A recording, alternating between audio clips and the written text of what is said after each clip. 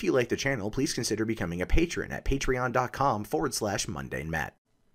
Hey, what's going on, everyone? My name is Matt Jarbo. This is the Mundane Matt channel, and you know, we live in a weird age right now, a weird time where there have been so many accusations, sexism, racism, misogyny, bigotry, discrimination, that it oftentimes raises the question, how much of it is real? How much of it is legitimate? And we always tend to get the same narrative from people on the left, which say, no, you must listen and believe and never, ever, ever question them. If you question them, you're not listening, nor are you believing. In fact, you shitlord, are part of the problem. You're problematic, you're toxic. And that always tends to be their narrative. They never want to deviate from that. And then you get people like me that are always questioning the narrative on a lot of these issues because things don't always appear to be what they are. And sometimes we get certain things like this, where Air Force Academy Cadet wrote racial slur outside of his own dorm. And it's not the first time this has happened. Not the first time even recently this has happened. But this, of course, because it's a black cadet in the Air Force, caused a lot of stir. People always want to believe that the military is racist, that the military is just full of bigoted, discriminatory people. And this was used as part of that particular prop. Now, it says here that one of the 5 black Air Force Academy Preparatory School cadet candidates who had racial slurs written on their dormitory message boards has admitted to writing the slurs, the Academy said in a Tuesday statement. So a person who went onto 4 other black cadet students' rooms and wrote these slurs on there in order to create a kerfuffle has been caught. Kudos, military. You did something good. The cadet candidate is no longer a student at the prep school, said Lieutenant Colonel Alan Heritage, spokesperson for the academy, as they shouldn't be, because that's trying to be more divisive. I mean, the whole point of going to these schools, to joining the military, is to form a team, a cohesive unit. You have to trust your soldier because they become your brother or your sister. That's precisely the whole camaraderie of the military, and one of the reasons why their bonds will, in fact, last for life. And when these divisions are caused in school, I'm always kind of curious as to why.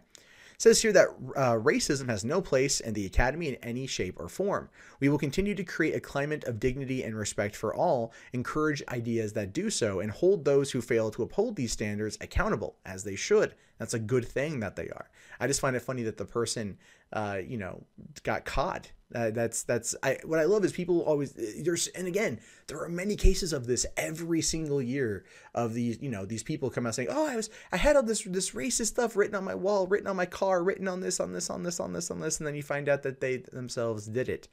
So it really, again, makes you always have to question the narrative and question what people say. You have to investigate to the furthest extent that you can. Follow the evidence wherever it may lead. But because we live in an age of clickbait headlines and hyperbolic text, it's very difficult sometimes to always be privy to that information or to want to seek it. And I'm not saying I'm any different. There are days I don't want to do any research whatsoever, and I'm like, this looks interesting enough, and go from there. And there are days where I have. I'm not saying I'm perfect in that regard. It's saying it's like sometimes you get enraged by something and that's all you see, and we're all susceptible to it. It says here, in an email statement, Lieutenant General J. Silveria, superintendent for the academy, stressed that these actions were unacceptable no matter who was responsible, as they should be. Regardless of the circumstances under which those words were written, they were written, and that deserves to be addressed. You can never overemphasize the need for a culture of dignity and respect, and those who don't understand those concepts aren't welcome here. And that is something we should really kind of put forward for everyone, right? I mean, maybe. I don't know. I mean, it sounds good in theory, but at the same time, it's kind of like, I'm all for free speech, but that's not free speech. What this guy did wasn't free speech. What this guy did was vandalism, and it was an attempt to incite bigotry and racism and racial divide and things like that. So no. Like, that doesn't really apply there. But in the real world, you want people to be to have dignity and to have respect. But you can't sit there and say, if you don't have that, we're going to like throw you out of the country or something. The racial slurs were discovered outside of a dorm rooms of black cadet candidates in late September. One cadet candidate's mother posted a photograph of the slur online and expressed her outrage, like any good mom would do. I have no fault in the mom here. The cadet candidate's father said in an interview with the Air Force Times at the time that he felt the academy was taking the right steps to address the issue and that he did not see his son as a victim, saying, "The word has zero power in my house." Zero power. And I'm assuming they're referring to the N-word, hard R. And that should be the correct way to approach that word for everyone of every walk in life. That word should have no power. It should never have been given power in the first place. And I respect the fact that they don't hold it with any power. That's good. That's very, very, very good. Silveria sternly denounced the slur incident in an address to the entire academy on September 28th. Video of his speech went viral online and was aired extensively on national news networks, which is probably not what the dude who wrote it wanted. He probably was like, "Oh, this is going to be funny. Oh my God, it went viral." Or maybe he did want it to go viral. I have no idea. I mean, what would he gain from it going viral, though? I mean, if it's more of a prank or a troll job, what would he gain in the long term? You know, I mean, if it was, in many cases where we've seen this kind of thing happen, where people have been able to use that as a way to get online donations and funds and money and whatever, as a way of benefiting from that victim narrative, that victim culture. But here, what would the outcome be? What would he get from this? Unless he was trying to maybe get somebody in trouble. That's the other side. Maybe that's what's going on too. He says here, just where, in case you're clear or unclear about where I stand on the topic, if you can't treat someone from another race or a different skin color with dignity and respect, then you need to get out. The Academy said in its investigation into the racial slur incident is now complete, and that it would not discuss the further details due to Privacy Act restrictions, which is unfortunate. Because I'd like to know more about the case, how they caught the guy, how he confessed, was it an interrogation, things like that. But when I pointed out earlier that this is not the first time recently that this happened, check this out here. So this is on dailywire.com from 2 days ago. Man's car found with racist graffiti on it. He did it himself. Right? And this is what I'm saying. This is not an uncommon, infrequent occurrence. It happens a lot.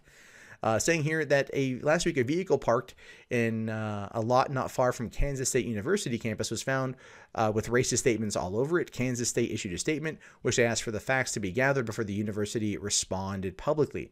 And then meanwhile, some in the media assumed that the incident was a racist attack that was part of a trend at the university, which is exactly the entire point of that particular incident.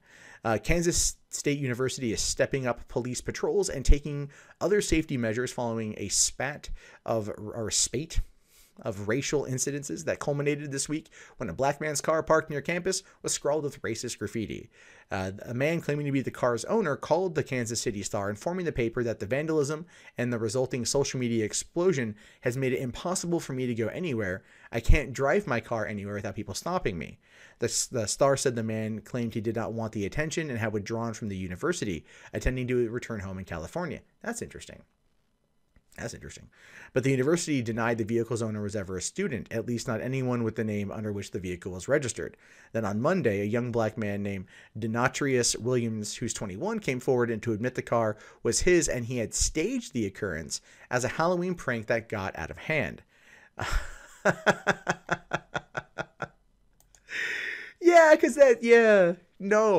That's not a good idea, man. You don't sit there and do that and then I mean, maybe to his close group of friends, that's funny. Like, oh, I staged the whole thing. Ha ha ha ha ha ha, jokes. But then somebody finds it and somebody runs with it. Because keep in mind, we live in the perpetual outrage society where faux outrage oftentimes runs hotter and greater than real outrage over real injustices.